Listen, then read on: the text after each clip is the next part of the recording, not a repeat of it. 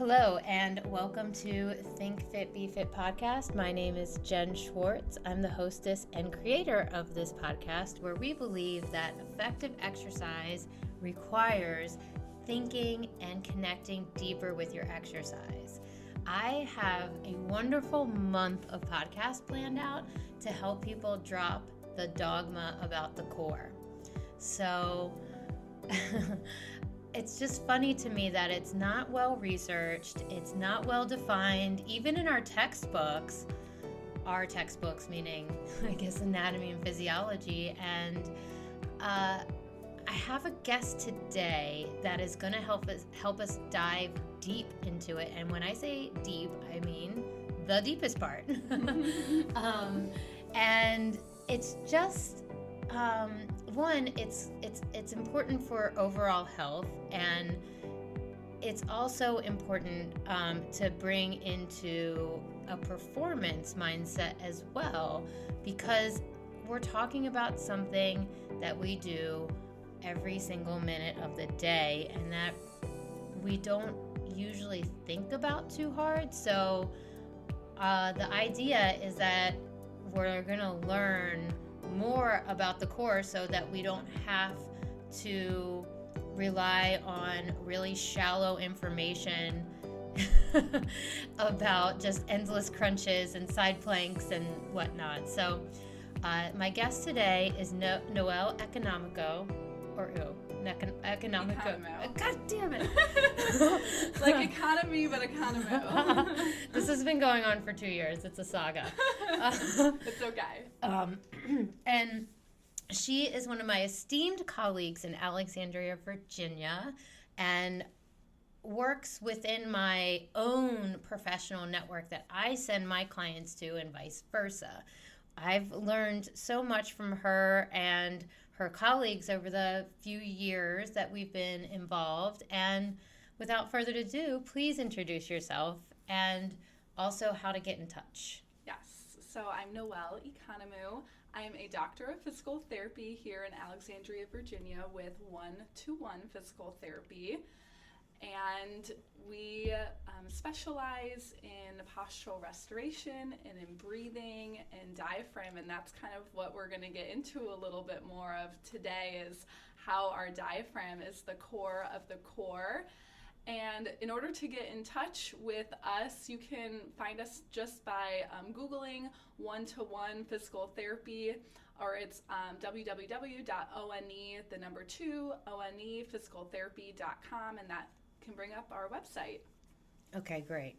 I also think it's notable that you are a pelvic floor specialist. Yes. Which I think is a good transition into like the bigger meaty part of the conversation, which is why are we using this term core of the core, and what's the connection of pelvic floor health and the whole entire diaphragm.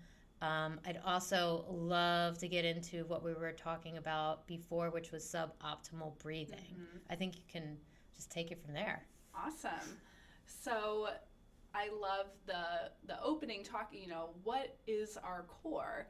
I think so many people don't really understand what makes up our core, and people just think about wanting really strong abs and, wanting a six-pack or a really toned flat stomach, but people don't really understand what makes up our core. And for me, the most important part about our core is actually not what's just on the front of our core, which is our abs, but looking at the entire, I think about the core as a cylinder. So if you picture like a cylinder, like a water bottle, on the roof, you have your diaphragm. On the floor, you have your pelvic floor diaphragm, and it's the respiratory diaphragm on the top and the pelvic floor diaphragm on the bottom. And then on the front, we do have our abdominal muscles, but the most important abdominal muscle is actually for core strength and for stability and for keeping our body healthy is our transversus abdominis and our internal obliques. In my opinion, I add the internal obliques in there because they work together kind of to create that corset type of feeling in the front of our body.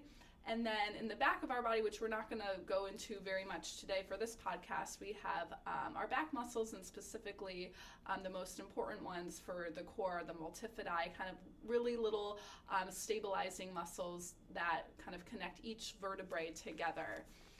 And so the most important part, and what I don't think is understood about the core and the importance of the core, is it's not only there to help strengthen, but it's there to regulate pressure gradients and to regulate strength and tension within our body. And we want a good, and that's why the diaphragm is so important, because it acts as a pump between our thoracic cavity and our abdominal cavity. And we want those pressure gradients to be regulated in order to have good diaphragmatic breathing. And good diaphragmatic breathing and good length and tension between our diaphragm and our abdominal muscles ends up leading us to be a higher performance athlete, a higher performance human being, because our breathing is better. And it also helps to improve our parasympathetic tone in our body, which is our like rest and relaxation, versus sympathetic overdrive is kind of our stress response of our body that we're trying to reduce, because we don't want as much stress in our body, because that is what can lead to pain and dysfunction and all those other types of things that we're trying to prevent. So listeners, okay, put yourself in a little like you're looking at a skeleton, and imagine if the ribs are collapsed and the shoulders are collapsed, meaning like you're leaning over, and just ponder for a second how that heavy rib cage and all of those organs stay in place. Mm-hmm. Like they're not, like gravity is constantly fighting us. Yep. That is something we don't have to think about, because our bodies, our engineering is pretty amazing, and that's like the understatement of the year. But just imagine all these things like collapsing. And I've read, so I come from the world of like movement mechanics and joint mechanics, and the hips are supposed to hold about 60% of our body weight at any given motions and walking. I would probably throw out high intensity athletic motions in that. But if we're just talking about walking and like moving against gravity, they're designed for holding about 60% of our weight. And so imagine if that rib cage is flopping over to one side and this and that, and it's not able to stabilize while we're breathing. That's kind of where we're going with this, and that's where things can get out of whack, messy. When you're putting too much load on your hips, that can lead to a pelvic floor dysfunction, kind of tying that all together. Yeah. I think, part of my job in the podcastess role that I play is always trying to bring a picture to it. Right. And so, like, just imagine a visibly crooked person, right? And or a bent over person. Mm-hmm. They potentially have pelvic floor diaphragm dysfunction. Back pain, yeah. So hip pain, kind of anything. Yeah. So I'm bringing this to the podcast in like the fitness world, the sphere, because I think a lot of this gets skipped over in low back rehab. I think a lot of this stuff could be really useful for women that are mothers or planning to be mothers. I think this could be information that could help weightlifters. I think it could help power lifters. I think it could help military folk that maybe have to wear a harness and jump out of things, or running a lot. I think it could help runners. I think it can help everybody. Oh yeah, because we all have a diaphragm. we all have a diaphragm. We all need to learn how to breathe correctly, because many of us are not breathing. We have inefficient breathing, and that leads to more stress and anxiety within our body, because it leads to that sympathetic overdrive, that stress response of our body, that anxiety. Just to kind of paint that picture for you, if you're not breathing correctly and you're over breathing, then the blood gas levels of your body, the physiology of your blood actually changes, and that can lead to anxiety. And we definitely don't need any more of that right now. And that's why breathing exercises are so common for reducing anxiety. But what simple breathing apps and those sorts of things don't tie in, which I think there's a place for some of those relaxed nasal breathing, but what I specialize in more is how to reposition that diaphragm so that it's able to help support your body structurally better. And so I actually use both of those techniques for diaphragmatic breathing. Yeah, and like also it's a huge muscle. Like it's arguably one of the most important muscles. Yeah, and so I mean, it keeps us alive. Yeah, right. Like, and it keeps us from collapsing against gravity. Yeah. So I guess to paint you a picture of the diaphragm, it's held right, if you kind of put your hands right at the lower edges of your rib cage, and you kind of hook your fingers underneath and around your rib cage.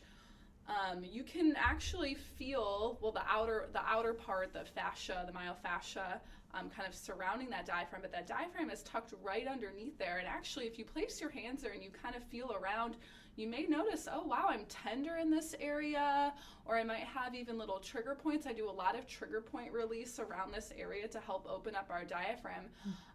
Or if you have ever had any rib pain or that sort of thing, that's another indication for you that that diaphragm needs work. And what that diaphragm does is it acts like a pump, or if you want to picture a trampoline. So going from one extreme to the other extreme, the trampoline domes up, and then it sinks all the way in, and it passes through the middle at some point, kind of where it would be at the flattest range. And the diaphragm does that exact same thing, and that pumping going from the extreme dome to the reversal, kind of like sinking in, like lowering down into the bottom of a pool. We want full excursion of that diaphragm to go from one extreme to the other extreme. We don't want that diaphragm to hang out kind of in that middle range. If you can picture taking a trampoline and pulling it too far tight, too far out and spread, and the trampoline kind of gets hard and flattens, you're not going to jump as high, right? It's gonna go through a smaller excursion range if it's too flat and too tight and rigid. And the exact same thing can happen to our diaphragms in our body. We don't realize that our diaphragms can do that, and then you're not getting through that efficient range. It's not doming up all the way high and releasing all the way low. And when that diaphragm is hanging out in that middle range and not going through its full range, that's when you have a lot of dysfunction. And I guess one of the most important ones is actually back pain too. I know that you see this a lot with your clients. You work a lot with a lot of people with back pain and do a lot of breathing work. Well, it's like I'm trying to help people that don't want to go back to physical therapy or to the surgeon and so I'd say 90% of my clients have been to physical therapy once or twice in 3 years, right? Easily. Not 2 visits, like rounds, right? And I always ask if they have low back, if they're having back SI, meaning like your butt, like sacroiliac, even nerve dysfunction in the sciatic area, that if the physical therapist they worked with mentioned any type of breathing, and most of the time, I'd say almost all of the time, it's a no. Yeah. It's a very, It's missed. yeah, it's very missed. And as the audience should pick up on, I don't travel on the road that most people take. I believe that, physical therapy, physical medicine, hands-on healthcare needs one-to-one work. And in the physical therapy conventional model, you'll see a lot of more clinic type of atmosphere where there's a lot of people in the same It's room. almost like a gym, Yeah. sports atmosphere. Yeah, it reminds me of the athletic training room. Right. And people are hopping around to different patients, and it's just not, it might be efficient money-wise, but it's not efficient for the patient and time. So You're not truly getting to the bottom of your dysfunction, No. which is why what you do, what I do, we do all one-on-one work. Yeah. You're doing all one-on-one work.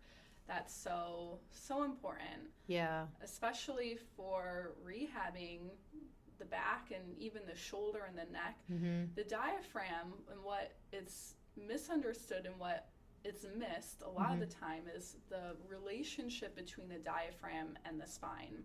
The diaphragm actually inserts right into, on the right side it goes from L1 to L3 in its crura and its attachment points, and on the left side it goes from L1 to L2. So that's your lumbar vertebrae. So it's intertwined right within your spine, and it's also intertwined right with your psoas muscle. I know that's kind of a big hype muscle that a lot of people know about. And I have people come into my office all the time like, my last therapist told me my psoas was tight, and what you can go in there and you can do manual releases, but the best way to actually inhibit the psoas is through breathing, because the psoas and the diaphragm are their attachment points are actually interwoven. The founder of the breathing technique that we did together and what I use, the Postural Restoration Institute, Ron Huruska is the founder of that. He's a physical therapist, and he's went and dissected a lot of cadavers, and physically he said you cannot separate the psoas tendons from the diaphragm tendons. Like, they're almost one and the same. So they really have a huge influence on each other. So, and what happens is if you have, when we were talking about that trampoline, if your trampoline becomes more rigid and flat, that actually tightens up in your psoas, and it can create an anterior or forward pull on your spine, and that's what leads to your back pain. Yeah, it's pretty significant that this is skipped over in most protocols. Like, that's the main takeaway for sure. Because it's not like we're expecting you to retain a lot of anatomy information, but it's really important that you understand that there is a deeper meaning to all of this, which is, this is how your body is structured. Right. And it has a natural asymmetry, based on what you just said about, where the diaphragm and psoas insert and interconnect. And that piece about the cadavers is really interesting, because most anatomy textbooks haven't been updated for modern findings in cadavers. So for one person to contribute to an anatomy textbook, they would probably have to dissect well over 50 cadavers and take some type of documentation of not abnormal findings, but just differences between one specimen and the other. And you guys, that's not really done. Like, our textbooks that most of the medical community have been educated on aren't really there. Right. And that's in PT school. So what is a hard fact now? Yeah. Is that the diaphragm is actually bigger on the right side than on the left side. And we have more attachments on the right side and then on the left side. We also have a huge liver that sits up on our right side that's not underneath the left side of our diaphragm. So it creates this asymmetry. And this was not talked about in my physical therapy school. Yeah. We did not learn that the left side of the diaphragm and the right side of the diaphragm are different in size and performance. And you can't see Noelle, but she's not old by any stretch. Like, this wasn't that long ago. No. Yeah. I'm like, and we never talked about how the psoas and the diaphragm relate to each other. So if you don't go out and get extra training on this, you don't know. And that's why I'm sure you have people walking into your office, and I all the time, well, I went to physical therapy and I'm doing all my core exercises, but my back still hurts. So then, there's all this thought that, oh, maybe you don't even need core exercises for back pain and that sort of thing. But that's why I truly believe the diaphragm, the core of the core is the diaphragm. And if you miss the diaphragm piece, if you're not training the diaphragm with the rest of the core muscles, you're not going to get better. And that's 110% why you're here. And that is super valuable information. So this is a great time to pivot a little bit. So what blew my mind with our conversations about this is suboptimal breathing. And then I think it would be a great segue into the exercises that can be used. We can talk through what we did together, and yeah, I think that would be great. Yeah, so suboptimal breathing, and there's a lot of different types of suboptimal breathing, but I'll just go through the most common one. The most common that I see, probably over 75% of clients are over breathing. We're breathing too quickly and too shallow, and we're over inhaling. So if you kind of think about your breath getting faster, this happens at times of stress and anxiety. So if you have any stress in your life, chances are you're over breathing. And we really should only be breathing about 8 to 10 breaths a minute. So think about that. Yeah. And you can actually time yourself. You can take your own respiratory rate. So just put out a timer for 60 seconds and just calmly place your hand on your chest, and you can time. And it's hard when you're doing it to yourself, so maybe you can have somebody else look at you, and you can time yourself and see, am I over breathing? Am I over breathing those 8 to 10 breaths? And what happens when you're breathing too quickly is, kind of circling back to what I said in the beginning, is you are increasing your fight or flight system and increasing that anxiety response, and you're changing your blood gas levels. And you're also flattening that diaphragm at the same time. It's not going through its full excursion. So it's really, really, really important to take your diaphragm through those excursions. And the most important thing that you want to do is you want to focus on more exhales and pausing after our exhales. Because if you picture that trampoline, like I said again, we want that spring of the trampoline to dome upwards. That's what creates that's what drives the pressure gradient system through our thoracic cavity and our abdominal cavity, and that's what drives actually air into our lungs, is that spring up. And that's actually when the diaphragm is working eccentrically, and it's more of like a relaxed work. And in order to do that, the diaphragm, when you exhale is when it domes up. When you inhale, it's when it flattens and goes in that reverse direction, kind of spilling down towards the floor. So we want to focus on long exhales and long pauses, because the moment you can get that diaphragm to dome as high as you can get it, you're going to have relaxation of your body and you're going to feel more relaxed. Okay, so I want to go through a couple different like buzzwords and methods that I've heard about, and then we'll talk about my 90-90 breathing experience, because I felt all that stuff she just mentioned, and it's definitely worth checking out as an exercise. The first thing is suboptimal breathing and exercise. So once you start the gas pedal on your exercise and your tempo starts to build, whatever you're doing, whether it's climbing a rock or doing yoga or doing whatever. Weightlifting, yeah. Strength training, running. The exchange of gases is so important.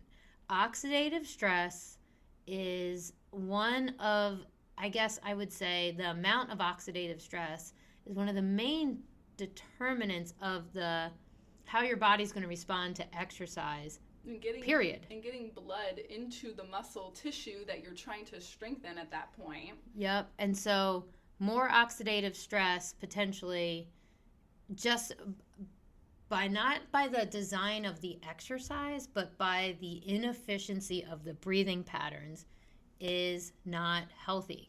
How many times have you gone to a gym and see people weightlifting holding their breath? Their faces are bright red, they're holding their breath, they're like really. Well, maybe the selfie game has changed that a little bit. Yeah, everybody's like, I'm cool, but potentially not. So that's only 5 minutes of their workout is the selfie game. But yeah, no, that's totally. What I see all the time is people holding their breath trying to do exercise. They're concentrating so hard and they forget to breathe. Yes, and so that's a huge takeaway for you guys. Okay, as far as breathing exercises, I've heard of box breathing, which it's just one of my personal faves that I do for. I don't know what that is, actually. Oh, it's just we call it a box. It's inhale, hold, exhale, hold, inhale, hold, and and that has the pauses. Yeah. And that's more for that's more meditation for me. That really helps me dial in and get started on my meditation workout. Everything's a workout here, and then so I've heard of that, done that, been doing that for a while, and then there's something called the Buteyko method. Which I do with my clients. You do with well. Did I say that correctly? Buteyko is how I pronounce it. Okay, and I've definitely told people about that. So you've done that with your patients. And just so people listeners, it's Buyteko if you want to look that breathing technique up. Yes, and I'll link to the book where I found it, which is called The Oxygen Advantage. If you read through like people's Amazon reviews of that, they're like, this is literally life-changing. I honestly think just timing your breath for that 8, looking for that 8 where your breathing rate is, I think that could just by that would be life-changing, because your perspective on how your body functions will probably change immediately. So, and then there's the Wim Hof methods. I've just experienced that as a student, not as a fitness professional student, but on the learning side of it. Is that something you use as well? I don't use the Wim Hof. I'm not as familiar with that as I do more of the Buteyko breathing. Okay. And that's nose versus mouth, mainly, like the Buteyko method? The Buteyko method is all nasal breathing. Okay. Yeah, so that's I what kind of use the Buteyko method in conjunction with the PRI, and I call it more of like your posture breathing, kind of exercise breathing, is what I took you through in the 90-90 position, whereas the Buteyko breathing is kind of more for meditation. It's more for like getting you to nasally breathe, because that's also super important, especially if you have allergies. If you have any trouble breathing out of your nose, you're not an efficient breather. And that really, I huge with my patients. I make sure that they get an ENT consult if they need, or there's a whole lot of things. Yeah, and that has dentist to do. Yeah, dentist. Yeah. So, but that's, trying to get you to nasally breathe, and it's similar to your box breathing, where you're trying to find pauses and more relaxation in order to slow down your breathing rate, especially if you're breathing like 20 breaths a minute, to try to slow that down. I think if you guys have ever seen people on Instagram with tape on their mouth, like they're kind of plugged into what we're talking about, is my assumption. Taping your lips at night. Yeah. Super important. Because you actually, you oxygenate your blood much more when you breathe through your nose than when you breathe through your mouth. And people think, oh, I'm getting more air in if I breathe through my mouth, but it's not going through the filtering process that you need for nasal breathing, and it's not getting the correct blood gas exchange when you're mouth breathing. And this has direct implications for what we're dealing with the COVID and the virus. Oh yeah, 100%. Yeah. And for sleep, sleep apnea, snoring, all that sort of thing. If you're a snorer, if you have sleep apnea, then nasal breathing is 100% something that you need to look into, and taping your lips at night. First read the book or consult with a healthcare practitioner. Consult with me about that. We work with a lot of clients with that. And then so before we get into the 90-90 exercise, is there anything else we missed with suboptimal breathing? I think we covered a lot in like 10 minutes. I know, we did. I guess the only thing, do you want to go into pelvic floor now or later? I think that's the one kind of anatomy piece I didn't touch on as much. No, let's do the 90-90 first, because where I had my most difficulty was lifting the pelvis. Yeah. So I think that goes right into what the pelvic floor, I mean, literally next to it, right? So about a few weeks ago, we recorded a virtual session, and I was the patient, the asymptomatic patient, and Noelle was my virtual PT practitioner. We went through a breathing exercise called the 90-90 breathing exercise, right? Yeah. 90-90 hip lift, I think. A 90-90 hip lift. And it involves a balloon. The goal is to create resistance for the exhale. Correct. Yeah. Using the balloon. And the explanation and the coaching of it took about 20 minutes. The actual exercise that I can do on my own, which I have been, it takes me about 4 to 5 minutes, and I'm doing 3 rounds. Good. Okay. Yeah. 3 rounds into the balloon. It's like 4 breaths into the balloon. Yeah, and just kind of hang. Yeah, relax, so yeah, just hang out, and I really like to. No shocker here. I'm really thinking and connecting while I'm exercising, so it might take me longer than another person.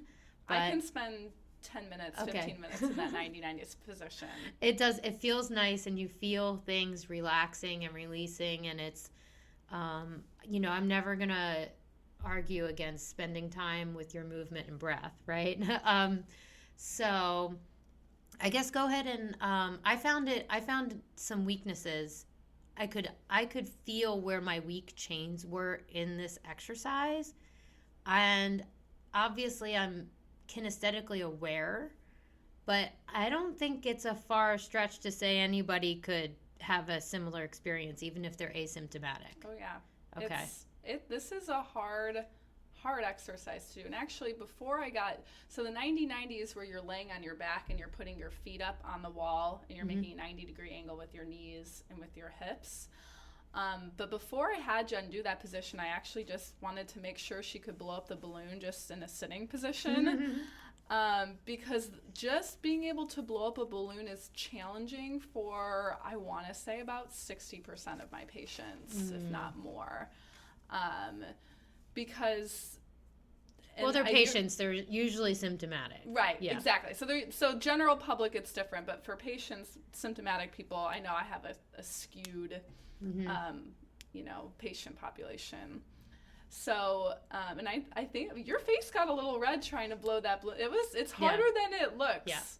Yeah. And if I just anecdotally, sometimes I go like 3 weeks, maybe I forget for a month to blow up the balloon. I'm still doing other exercise, and then I go to blow up the balloon, and it feels like 10 times harder. And so I know that I've been under more stress, and it's harder for me to exhale. And basically blowing into the balloon requires a really forceful exhale. And what you're forcing that diaphragm to dome upwards. So that's the main goal. And we believe that you can't fully inhale until you fully exhale. So you have to do a full exhale in order to have an efficient inhale, and that's why we always go to the exhale first. And also exhaling is like relaxing, whereas inhale is like you're breathing in, you're tensing. So we always want to focus on that exhale more. So that's what we did, and we got Jen into that 90-90 position after we could make sure she could blow up the balloon, and we're adding a pelvic tilt into it. And the whole focus of this exercise and why this breathing technique is different from a Buteyko or a Wim Hof is because we're adding a muscle, we're going through a weak muscle chain. And we're trying to co-contract our diaphragm with our internal obliques and transverse abdominis and with our hamstrings in the 90-90 I felt position. the hamstring piece big time. Yeah, which is good. And that's what a lot of people have the most trouble with, is feeling their hamstrings. Yeah, I mean, that's... Because a lot of us are quad dominant. We've got a lot of hip flexor tightness. And we're not grounded through our heels and through our hamstrings. Yeah, totally. Yeah, I that last one I could definitely relate to. I've been doing it before some exercise sessions. I did it the other day just to relax, and it was very parasympathetic-esque, and I'm gonna keep it around, and I'm gonna share that video with my clients for sure, if anything, to help promote this deep connection to our anatomy, and taking the road less traveled to being strong, which is focusing on very functional things to our day-to-day, and using it maybe as a screening process to see how they can work with you, or especially with the pelvic floor piece, because can you tell a little bit about pelvic floor health and what that actually means? So the diaphragm, the respiratory diaphragm and the pelvic floor diaphragm communicate together. They work together, and actually when they're not working together is when you're going to have dysfunction. But when that diaphragm domes up, like I've been talking about with that exhale, our pelvic floor diaphragm also lifts. So we want our pelvic floor to be lifted, because when our pelvic floor drops, kind of sinks down with gravity, that's when you're going to feel pressure down there, and that's when you're going to have symptoms for like urinary incontinence or prolapse or any of those sorts of things. And also when that pelvic floor diaphragm is dropped, you're also, the pressure gradients aren't regulated between your stomach and your abdominal cavity and your thoracic cavity, and that can lead to like digestive problems as well. So the whole goal for me when retraining the pelvis is to get that diaphragm lifted. We want our diaphragm lifted our pelvic floor diaphragm to be lifted in that correct position, so that we are functioning in a more neutral, relaxed state of those muscles, because when the diaphragm is dropped, you're having to work harder. So much harder. Hip in those problems. Muscles. It creates hip problems, back pain, knees. SI pain. Yeah. Exactly. Yeah. So the whole point in you have to get the diaphragm repositioned, the pelvic floor diaphragm and the respiratory diaphragm working together, and we call it repositioning. We have to get everything into its best, most lifted position before you want to do any strengthening exercises. So like forget Kegels for the first few weeks, if not a month. If you can't get the hamstrings activated with the core and with your breathing, then your pelvic floor is not going to have a shot at being functional for you. So these are all, I mean, this is so much information. It's all tied together. It's all tied together. So you got to know. I feel like we went on an exploration of the deep parts of our body, and again, you guys, like crunches, Kegels, side planks aren't gonna be helpful or even measurable or effective if your diaphragm, if your pelvic floor diaphragm and your respiratory diaphragm aren't in its efficient domed position, and this lifted goes position. This goes for, I mean, I've worked with a lot of football players. I've worked with a lot of high performance athletes. You wouldn't look at them and say, damn, their breathing sucks. But guess what? If I'm using the trunk as the main area that we're working on, and I start picking up on these suboptimal breathing patterns and bracing and chest, high chest breathing, I call it the gasp, but like if I see that going on, I have to coach them through a few breaths before anything else happens in our session. And then now I have a little video to give them, and this is like a new paradigm of physical medicine, really. Not that I'm going to be teaching physical medicine in this way, but I'm really glad to have this is definitely you. For trainers. 100%. Yeah, we use this for like, when should you do these breathing exercises? A lot of times I give it to people before, in an exercise before they're going to go out and train, to get, again, like what I said, we want to reposition the diaphragm and the core and activate certain muscles. I mean, you're all about the muscle activation before you go out and do any sort of high level training. And then a lot of times at the very end, some people need that recovery again, especially if you're in back pain or you're worried about if you did something wrong during your training. They're great exercises, and that 90-90 is one of them for recovery as well. I could see that. Down. I could definitely see that.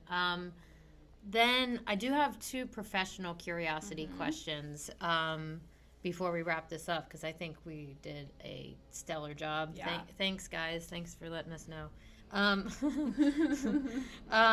There's nobody here. Just kidding. So I'm interested to know how these things get measured in research, because you sent me some about 2 papers, and if you think it's appropriate, I'll share them in the show notes. Yeah, of course. Especially that.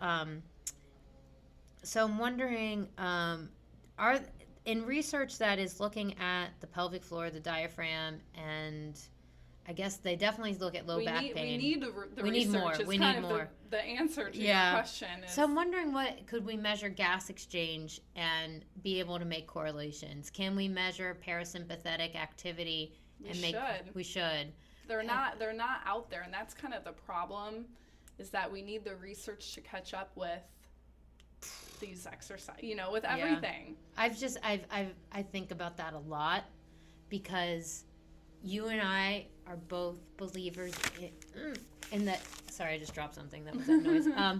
You and I are both believers in this innate human intelligence. Like, there's so much wisdom and power and beautiful engineering below the surface that we can't see or feel necessarily.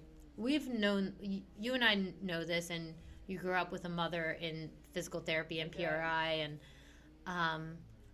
I think the science is starting to weight us in that direction. Paddle very slowly in a broken kayak in that direction. Great visual. Yeah, it's like, and we're starting to get there. We're starting to have these conversations about, energy, proton structure. Her face just lit up, because this is our stuff. Love it. Don't even get me going on energy. Well, that's where that's the next podcast we're going to have with, you guys at 1-to-1, is talking about the energy exchanges.